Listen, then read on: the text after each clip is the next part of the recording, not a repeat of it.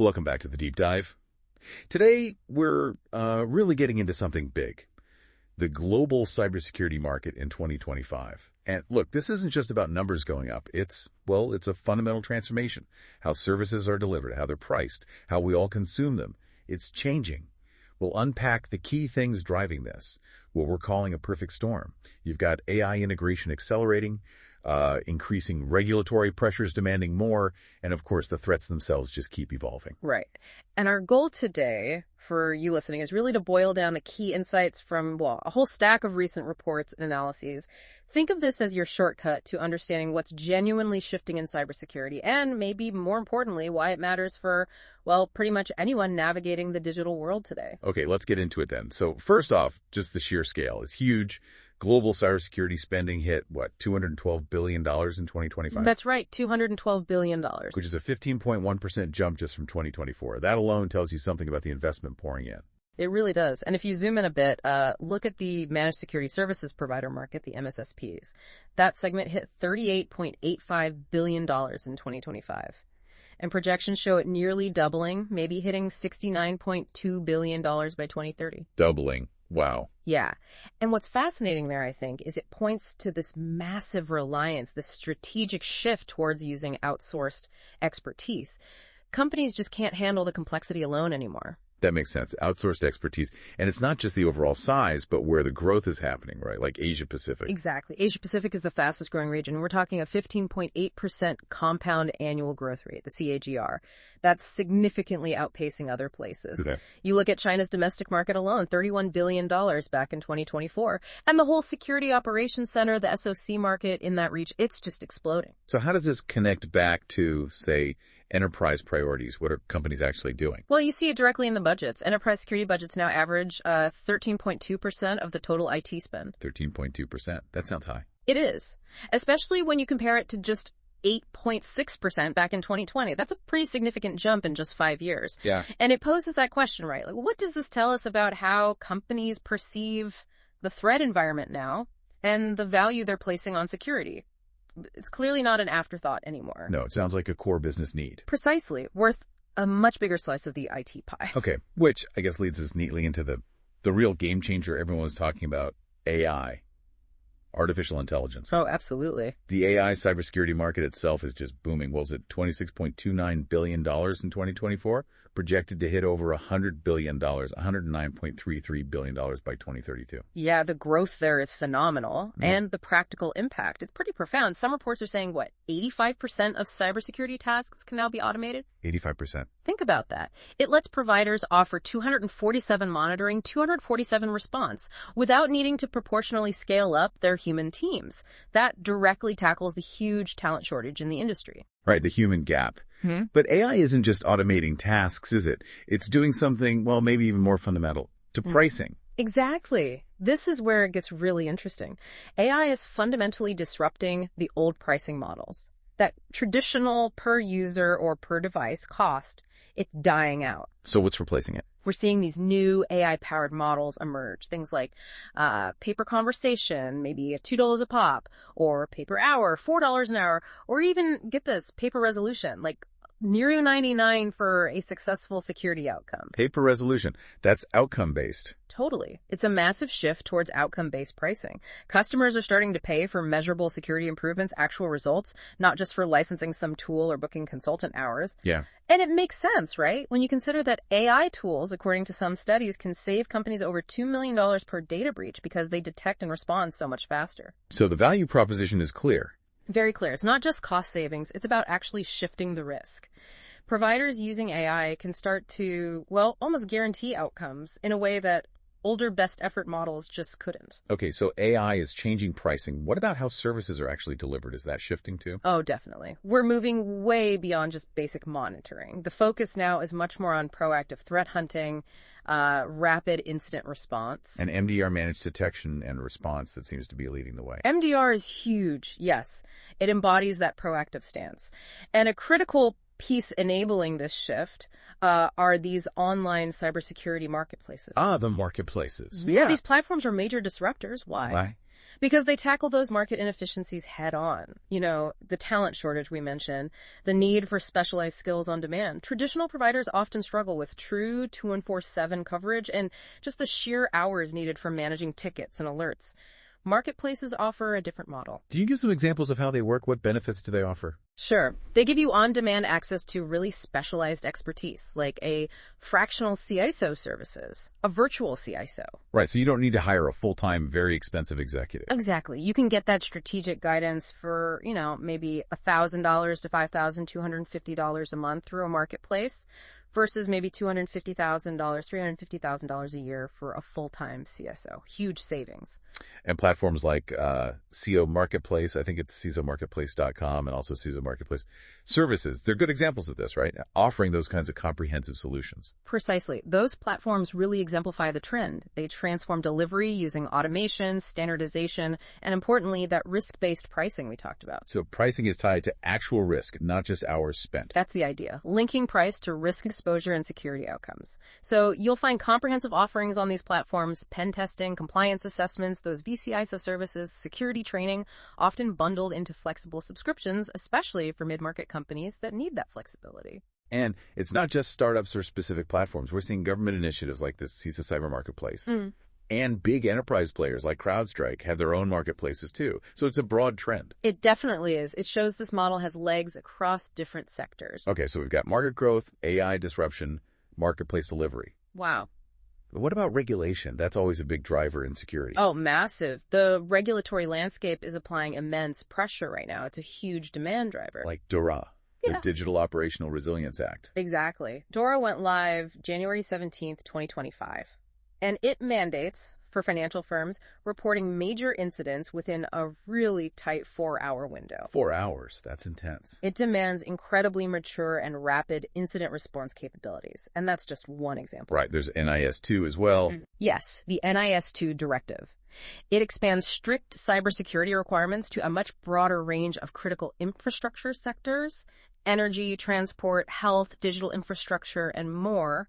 The compliance deadline for that is October 2026. So you can imagine the scramble. This creates huge opportunities for MSSPs that have specialized compliance expertise. Because businesses in those sectors need that help now. They absolutely do.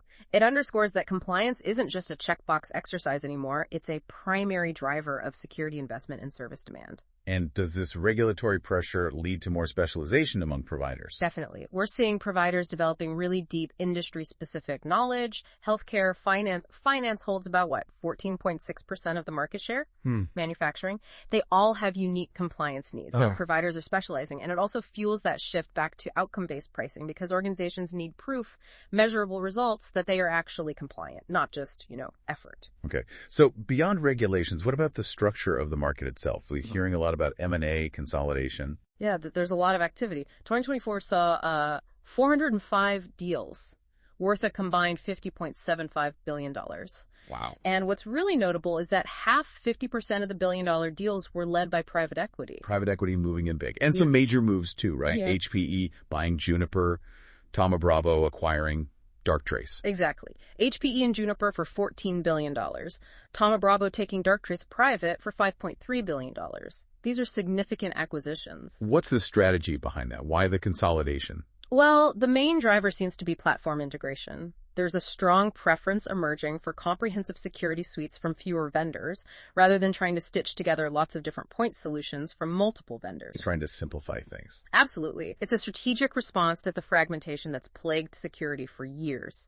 Building unified platforms reduces complexity, reduces vendor management headaches. It's a sign of the market maturing, I think. But even with all this M&A, innovation isn't stopping, right? Investment is still flowing. Oh, for sure. Investment in innovation is still really robust. VC funding hit $9.5 billion last year. That's up 9% from 2023. Okay. And cybersecurity startups actually raised $11.6 billion. That's a 43% increase. You had some massive rounds like Wiz raising $1 billion, iTracing raising over $500 million. Yes. So yeah, innovation is definitely still happening alongside the consolidation. Okay, so let's maybe get into the nitty-gritty a bit. Based on some recent benchmark reports, who are these providers, the MSSPs and the MSPs, and how are they actually pricing things now? Right. Understanding the difference in the overlap between managed security service providers, MSSPs, and the broader managed service providers, MSPs, is key. You can sort of think of MSSPs often as the specialized deep dive security engine, maybe even providing wholesale services sometimes, whereas MSPs often act more like the retail outlet, bundling those security services with broader IT management for the end customer. Okay, so they play different but related roles. What about their core bundled services? What's typically included? For MSSPs, according to the benchmarks, a Security Operations Center SOC is basically universal. 100% offer it. Makes sense. Yeah. Then Managed Detection and Response, MDR, is right behind at 98%. After that, you see things like vulnerability scanning, endpoint detection and response, EDR. What's less common in an MSSP bundle? Things like application security or backup and disaster recovery are less frequently bundled by MSSPs themselves. Interestingly, virtual CISO, VC-ISO services are offered by about 72% of MSSPs in their bundles. Okay, and how does that compare to the MSPs? What do they typically bundle? MSPs often prioritize slightly different things in their core bundles. You see a lot of EDR, MDR, and interestingly, security awareness training seems more common in MSP bundles. Right, training the end users. Exactly. And here's a twist. MSPs are actually more likely to bundle VC-ISO services, 81% of them do, compared to 72% for MSSPs. Same for multi-factor authentication, MFA, 81% for MSPs. Huh. So MSPs are bundling more VC-ISO and MFA. Why do you think that is? Well, it could reflect their closer relationship with the end customer, managing the broader IT environment. They might see VC-ISO and MFA as essential parts of the overall package they deliver.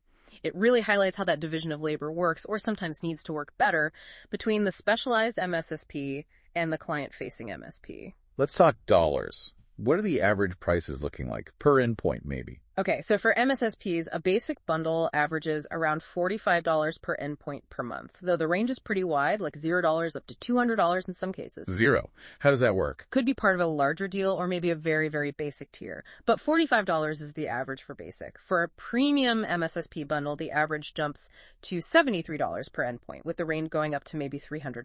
Okay, $45 basic, $73 premium for MSSPs. How do MSPs compare? MSPs tend to charge more, which fits that retail role. Their average basic bundle is about $67 per endpoint. So roughly 39% higher than the MSSP average. Yeah, around that. And their premium bundle averages $97 per endpoint, which is about 28% higher than the MSSP premium average. So that difference reflects the value add, the broader management, the client relationship. Exactly. It reflects those complementary roles and the costs associated with delivering that broader service package. What about add-on services, things not in the main bundle? Good question. For MSSPs, the top add-ons they sell separately are often compliance assessments and those VC-ISO services if they aren't already bundled. Okay. And for MSPs? MSPs often lead with backup and disaster recovery, BDR, as a key add-on, which makes total sense, right? Given the constant threat of ransomware. Absolutely critical. What about things like incident response or VC-ISO retainers? Any average costs there? Yeah, the benchmarks show incident response retainers averaging around $8,176 per incident, and VC-ISO retainers average about $2,697 per month, and that typically includes around 16 hours of the VC-ISO's time. Okay, that gives a good picture of the pricing landscape. So pulling this all together, what's the big takeaway? Well, I mean, the market isn't just growing, right? It's undergoing this really fundamental transformation. It's not just incremental change. You've got this convergence AI integration, those heavy regulatory pressures, the rise of marketplaces. It's creating entirely new business models. It's reshaping how every organization has to think about digital security. It really is that perfect storm scenario we mentioned at the start. So the core message is adapt or get left behind. Pretty much.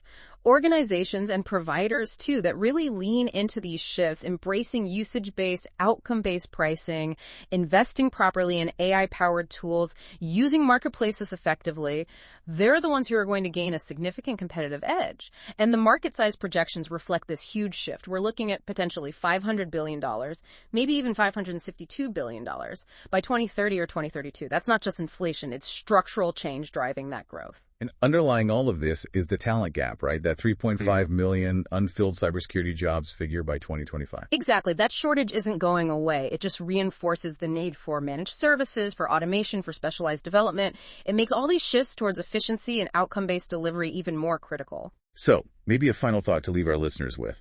As AI keeps automating more and more tasks, what's left for humans?